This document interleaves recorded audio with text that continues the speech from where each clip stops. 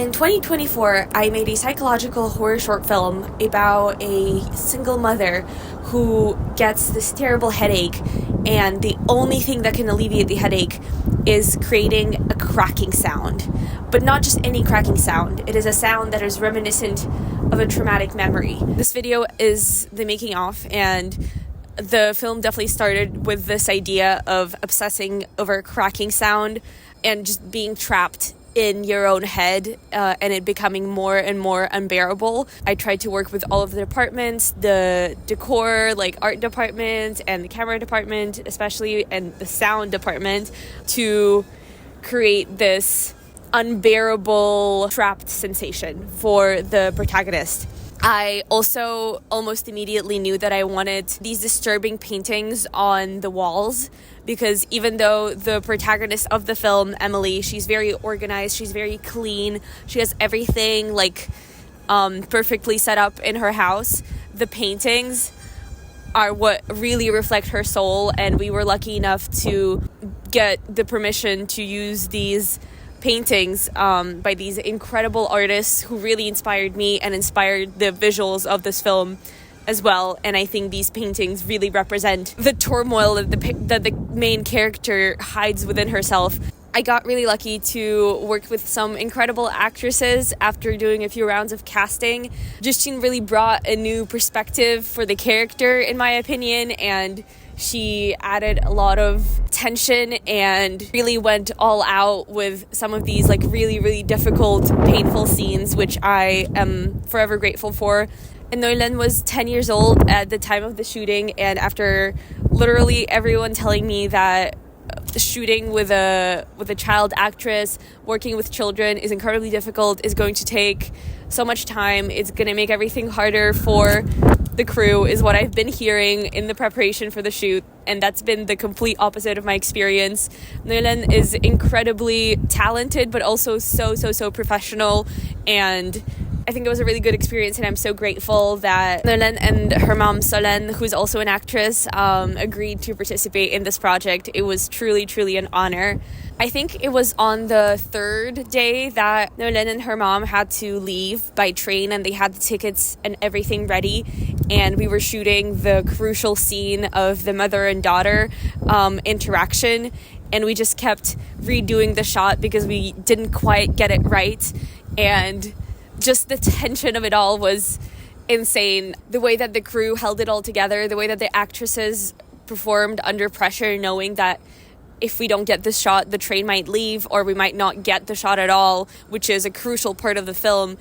It really shows how professional everyone was, despite this being a very independent production, very passion-driven project. Everyone in the project was there because they are just incredible, passionate, talented people. There was no guarantee that this project was even going to be made because there was no production company. There was no safety net. It was just purely passion and dedication of so many people, and I am moved every time I think about it. If I could go back, I do wish that I organized it better still and spend more time in pre-production. We did work a lot of long days, long hours, and sometimes just not getting enough of a break in between the shots. I feel like we should have had just more prep time, and therefore had a bit less pressure on set. Luckily, I have learned from my mistakes, and for my next short film, I will make sure that everything is really well organized and planned out right before the shoot. Another fun fact about the film is that there were about 5 to 6 different makeup artists and hairdressers who would come and go, because we did have one makeup artist who we were hoping would come for the whole shoot, but it turned out that they weren't available for the shoot, and then we sort of had to find a new makeup artist every single day, because every day we would find someone and then the next day they would be busy. And it was just a constant struggle, and there was so much pressure, especially because there's SFX makeup scenes that are very important. At some point, our wonderful, amazing producer was doing the makeup. She's certified, but she's also the producer of the project, so that she was mainly focusing on the production when she wasn't doing the makeup. At some point, I was also doing the bloody hands makeup. Once again, I think it was my my fault for not thinking about it early enough, not discussing it before the shoot enough times, and not confirming with the person who I thought was going to be there. And now I know that, but during the shoot it was definitely very chaotic, but I'm still incredibly grateful to all of the makeup artists who participated and came in very last minute. They were truly like lifesavers. Something that we did do during the filming process is we didn't destroy the kitchen, but we definitely trashed the kitchen with a lot of eggs and crackers and chips and just food stickiness.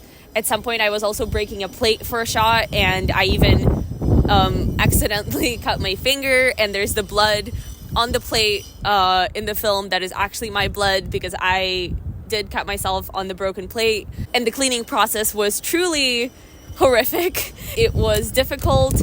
I mean, it couldn't be too long, right? Because people need to eat. We were using the same kitchen as our set and as our kitchen for the crew. So the cleaning process had to be fast, but it was unpleasant.